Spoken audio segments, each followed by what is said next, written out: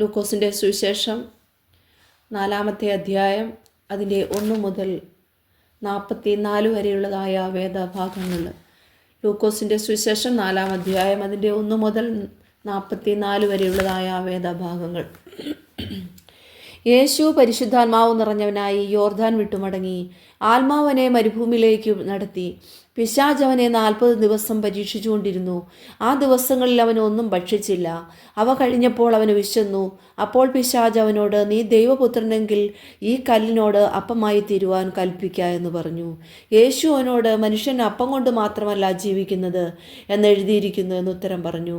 പിന്നെ പിശാച് അവനെ മേലോട്ട് കൂട്ടിക്കൊണ്ടുപോയി ലോകത്തിലെ സകല രാജ്യങ്ങളെയും ക്ഷണനേരത്തിൽ അവന് കാണിച്ചു. ഈ അധികാരമൊക്കെയും അതിൻ്റെ മഹത്വവും നിനക്ക് തരാം. അത് എങ്കിൽ ഏൽപ്പിച്ചിരിക്കുന്നു. എനിക്ക് മനസ്സുള്ളവന് ഞാൻ കൊടുക്കുന്നു. നീ എന്നെ നമസ്കരിച്ചാൽ അതെല്ലാം നിൻ്റേതാകുമെന്ന് അവനോട് പറഞ്ഞു. യേശു അവനോട്, നിന്റെ ദൈവമായ കർത്താവിനെ നമസ്കരിച്ച് അവനെ മാത്രമേ ആരാധിക്കാവൂ എന്ന് എഴുതിയിരിക്കുന്നു എന്നുത്തരം പറഞ്ഞു. പിന്നെ അവനെ യെരൂശലേമിലേക്ക് കൂട്ടിക്കൊണ്ടുപോയി ദൈവാലയത്തിൻ്റെ അഗ്രത്തിന്മേൽ നിർത്തി അവനോട്, നീ ദൈവപുത്രനെങ്കിൽ ഇവിടെ നിന്ന് താഴോട്ട് ചാടുക. നിന്നെ കാപ്പാൻ അവൻ തൻ്റെ ദൂതന്മാരോട് നിന്നെക്കുറിച്ച് കൽപ്പിക്കുകയും നിന്റെ കാൽ കല്ലിൽ തട്ടാതെ വണ്ണം അവ നിന്നെ കൈകളിൽ താങ്ങിക്കൊള്ളുകയും ചെയ്യും എന്നെഴുതിയിരിക്കുന്നുവല്ലോ എന്ന് പറഞ്ഞു. യേശു അവനോട്, നിന്റെ ദൈവമായ കർത്താവിനെ പരീക്ഷിക്കരുതെന്ന് അരുളി ചെയ്തിരിക്കുന്നു എന്ന് ഉത്തരം പറഞ്ഞു. അങ്ങനെ പിശാച് സകല പരീക്ഷയും തികച്ച ശേഷം കുറേ കാലത്തേക്ക് അവനെ വിട്ടുമാറി. യേശു ആത്മാവിൻ്റെ ശക്തിയോടെ ഗലീലയ്ക്ക് മടങ്ങിച്ചെന്നു. അവൻ്റെ ശ്രുതി ചുറ്റുമുള്ള നാട്ടിലൊക്കെയും പരന്നു. അവൻ അവരുടെ പള്ളികളിൽ ഉപദേശിച്ചു. എല്ലാവരും അവനെ പ്രശംസിച്ചു. അവർ വളർന്ന നസ്രത്തിൽ വന്നു. ആ ശബ്ബത്തിൽ തൻ്റെ പതിവ് പോലെ പള്ളിയിൽ ചെന്നു വായിപ്പാൻ എഴുന്നേറ്റ് നിന്നു. യെശയ്യാ പ്രവാചകന്റെ പുസ്തകം അവന് കൊടുത്തു. അവൻ പുസ്തകം വിടർത്തി. ദരിദ്രന്മാരോട് സുവിശേഷം അറിയിപ്പാൻ കർത്താവിനെ അഭിഷേകം ചെയ്യുകയാൽ അവൻ്റെ ആത്മാവ് എൻ്റെ മേലുണ്ട്. പെദ്ധന്മാർക്ക് വിടുതലും കുരുടന്മാർക്ക് കാഴ്ചയും പ്രസംഗിപ്പാനും പീഡിതന്മാരെ വിടുവിച്ചയപ്പാനും കർത്താവിൻ്റെ പ്രസാദവർഷം പ്രസംഗിപ്പാനും എന്നെ അയച്ചിരിക്കുന്നു എന്നെഴുതിയിരിക്കുന്ന സ്ഥലം കണ്ടു.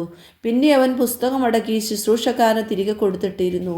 പള്ളിയിലുള്ള എല്ലാവരുടെയും കണ്ണ് അവങ്കൽ പതിഞ്ഞിരുന്നു. അവൻ അവരോട്, ഇന്ന് നിങ്ങൾ എൻ്റെ വചനം കേൾക്കുകയിൽ ഈ തിരുവെഴുത്തിന് നിവൃത്തി വന്നിരിക്കുന്നു എന്ന് പറഞ്ഞു തുടങ്ങി. എല്ലാവരും അവനെ പുകഴ്ത്തി. അവൻ്റെ വായിൽ നിന്ന് പുറപ്പെട്ട ലാവണ്യ വാക്കുകൾ നിമിത്തം ആശ്ചര്യപ്പെട്ടു. ഇവൻ യോസേഫിൻ്റെ മകനല്ലയോ എന്ന് പറഞ്ഞു. അവൻ അവരോട്, വൈദ്യ, നിന്നെ തന്നെ സൗഖ്യമാക്കുക എന്നുള്ള പഴഞ്ചൊല്ലും കഫർന്നഹൂമിലുണ്ടായി കേട്ടതെല്ലാം ഈ നിന്റെ പിതൃനഗരത്തിലും ചെയ്യുക എന്നും നിങ്ങൾ എന്നോട് പറയും.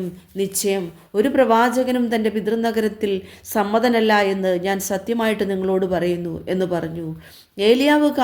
ഏലിയാവിൻ്റെ കാലത്ത് ആകാശം മൂവാണ്ടും 6 മാസവും അടഞ്ഞിട്ട് ദേശത്തെങ്ങും മഹാക്ഷാമം ഉണ്ടായപ്പോൾ ഇസ്രായേലിൽ പല വിധവമാരുണ്ടായിരുന്നു എന്ന് ഞാൻ യഥാർത്ഥമായി നിങ്ങളോട് പറയുന്നു.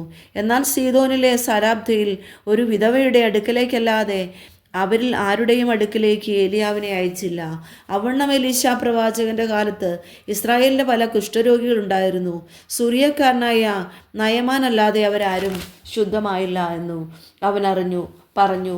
പള്ളിയിലുള്ളവർ ഇത് കേട്ടിട്ട് എല്ലാവരും കോപം നിറഞ്ഞവരായി എഴുന്നേറ്റു.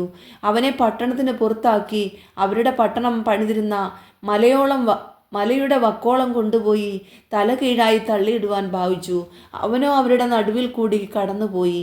അനന്തരം അവൻ ഗലീലയിലെ ഒരു പട്ടണമായ കഫർന്നഹൂമിൽ ചെന്ന് ശബ്ബത്തിൽ അവനെ ഉപദേശിച്ചു പോന്നു. അവൻ്റെ വചനം അധികാരത്തോടെയാകിയാൽ അവർ അവൻ്റെ ഉപദേശത്തിൽ വിസ്മയിച്ചു. അവിടെ പള്ളിയിൽ അത്ഭുതം ബാധിച്ച ഒരു മനുഷ്യനുണ്ടായിരുന്നു. അവൻ, നസറേനായ യേശുവേ, വിടൂ, ഞങ്ങൾക്കും നിനക്കും തമ്മിൽ എന്ത്? ഞങ്ങളെ നശിപ്പിപ്പാൻ വന്നിരിക്കുന്നുവോ?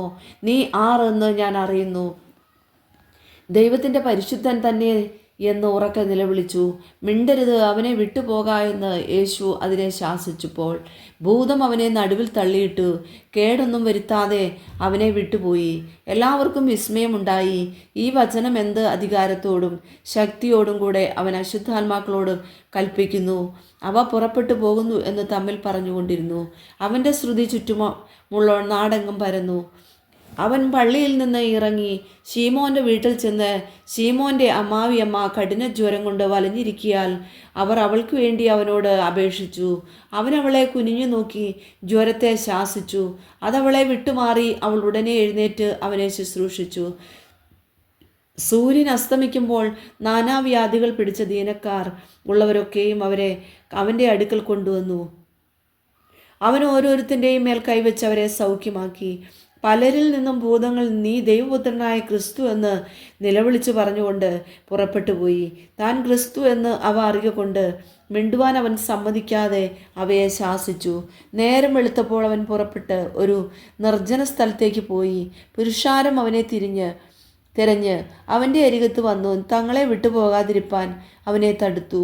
അവൻ അവരോട്, ഞാൻ മറ്റുള്ള പട്ടണങ്ങളിലും ദൈവരാജ്യം സുവിശേഷിക്കേണ്ടതാകുന്നു, ഇതിനായിട്ടല്ലോ എന്നെ അയച്ചിരിക്കുന്നത് എന്ന് പറഞ്ഞു. അങ്ങനെ അവൻ ഗലീലയിലെ പള്ളികളിൽ പ്രസംഗിച്ചു പോന്നു.